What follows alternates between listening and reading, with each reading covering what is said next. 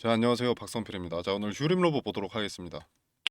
자, 부터 일단 보시면은 최대 주주가 보유 지분이 6%밖에 안 됩니다. 6.61%입니다. 자, 기업 자체에서 최대 주주 방어도 할 필요성을 못 느끼는 겁니다.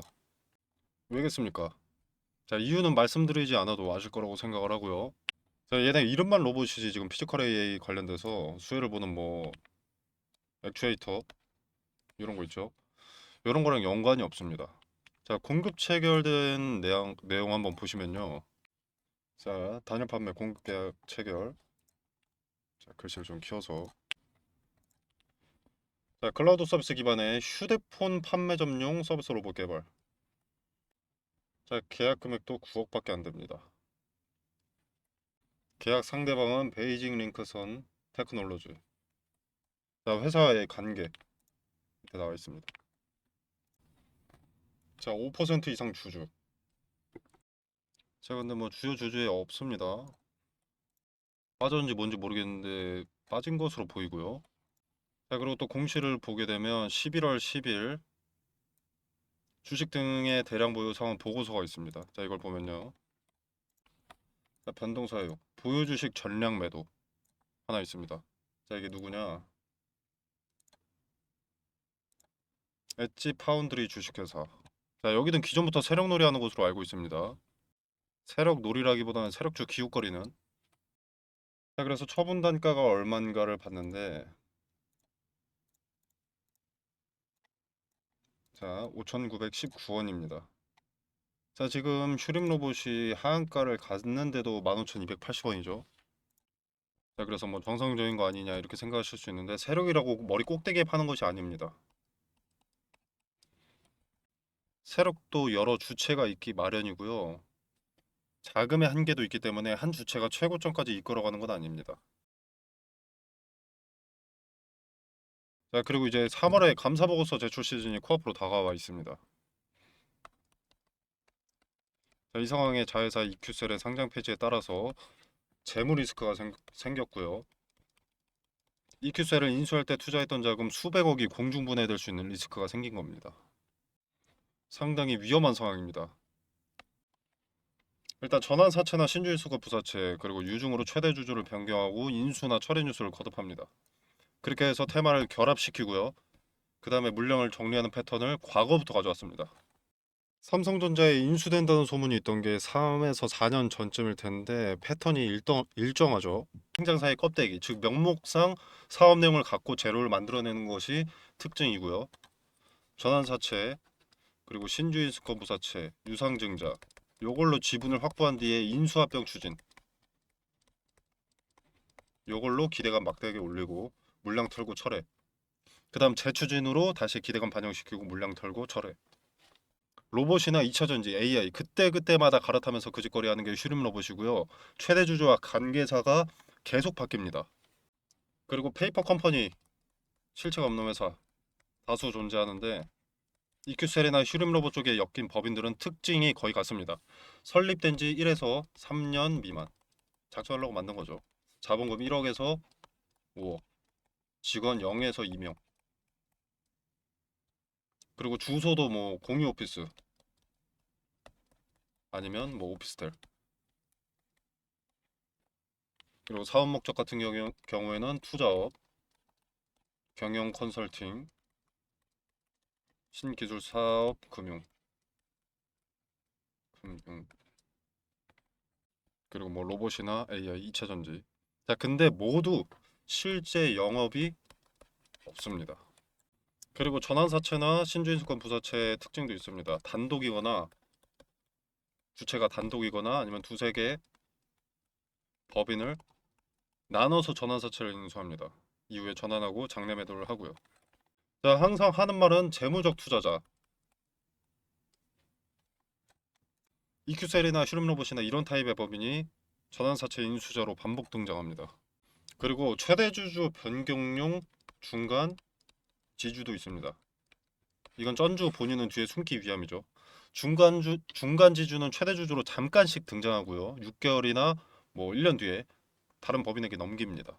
사업 내용은 역시나 경영 컨설팅 또는 뭐 M&A 인수합병 자, 슈림러버 최대 주주 변동 이력을 보면 이 패턴 그대로입니다. 그리고 인수합병 미기용 법인도 있습니다.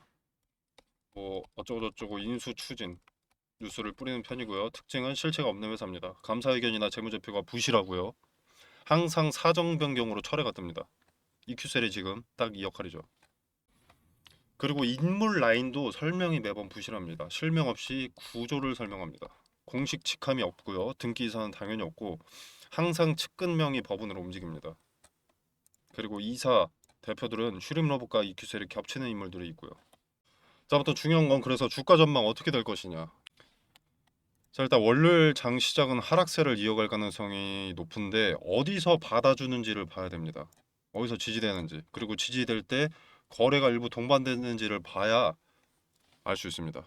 그래야 기술적 반등이 있겠다라는 것을 예측할 수 있는 거, 가늠할 수 있는 거고, 이게 보면은 하루아침에 물량을 단하루에 엑시트하기는 쉽지 않기 때문에 기술적 반등의 가능성이 높긴 한데 이게 어느 자리에서 기술적 반등이 시작될지가 중요하고요. 그리고 그 기술적 반등이 있다면 그 기술적 반등에는 손실이어도 터시는 게 좋다고 봅니다.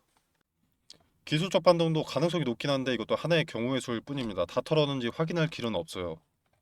손실 금액이 크지 않다면 그냥 털어내시는 편이 좋아 보이고요. 크시다면 기술적 반등에 터셔야 합니다. 당연히 어느 자리에 지지받는지 확인하는 게 가장 중요하고요.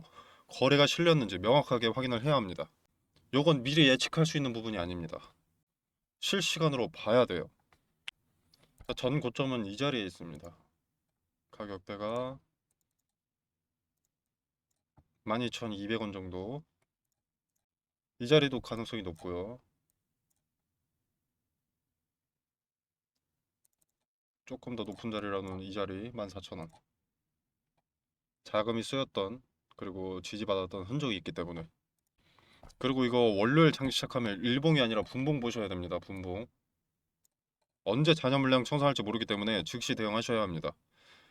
자, 그리고 언젠간 오르겠지. 그래도 로봇이잖아. 이렇게 생각하시는 분들 계실 텐데 아닙니다. 얘네 지금 피지컬 AI에 전혀 관련 없습니다. 자, 지금은 관점을 손실 최소화에 두어야 된다고 봅니다. 만약에 아래 구간에 잡아서 수익이신 분들이 있다라고 한다면 기술적 반등 타점을 노리기보다는 그냥 거래가 체결될 수 있을 때 엑시트하는 게 낫다고 봅니다. 만약 기술적 반등이 있을 수 있다며 네가 그러면 지금보다 높아질 텐데 그때 파는 게 낫지 않냐. 슈림 로봇의 고점에서 매수할 주체가 지금 있다고 생각을 하십니까? 기술적 반등에 매도할 물량이 많다면 거래가 체결되지 않습니다. 손뼉도 마주돼야 소리가 나니까요. 지금 문제는 여기에서 매수하신 분들입니다.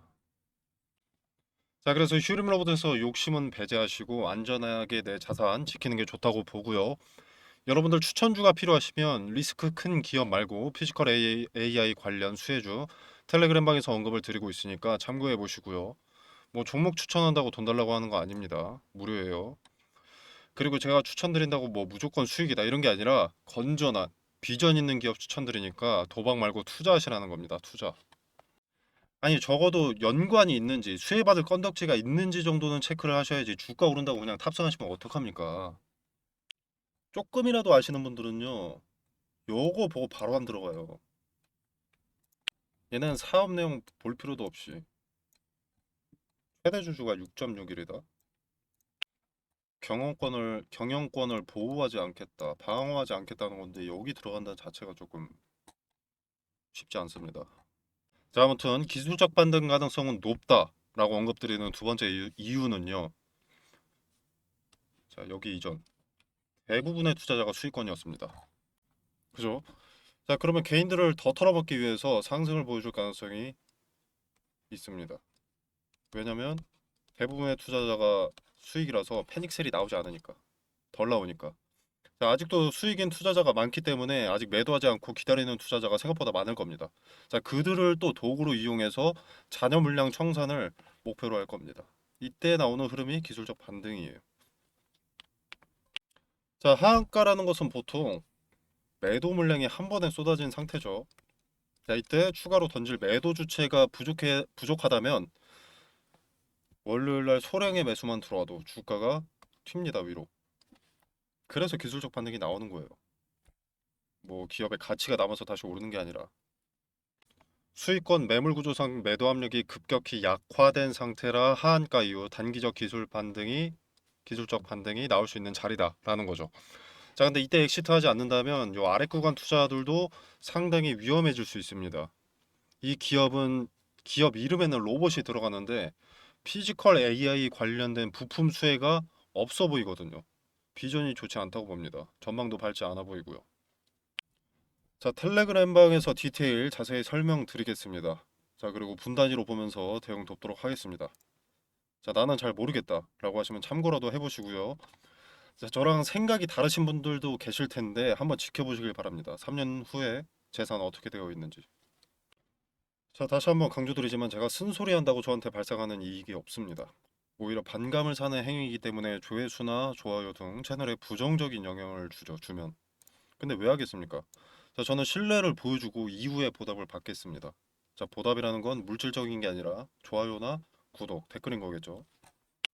조금이라도 한 명에게라도 도움이 되길 바랍니다. 자, 텔레그램 방은 영상 설명란 그리고 고정 댓글에 링크를 기재해 두겠습니다. 링크 타고 들어오시면 이런 거 하나 뜨는데 텔레그램 입장이나 개별 종목 대응 분석으로 들어오시면 되겠습니다. 슈림로버 주주 분들은. 그리고 링크 받으셔야 되니까 링크 받으실 전화번호 기재해 주시고 제출 눌러 주시면 되겠습니다. 연락처 기재 제대로 안 해주시면 제가 뭐 이렇게 뭐 드릴 수단이 없습니다. 잘 기재하셔서 그리고 요거 체크해 주셔서 제출 눌러 주시면 되겠습니다. 자, 오늘 영상 여기서 마무리하겠습니다. 감사합니다.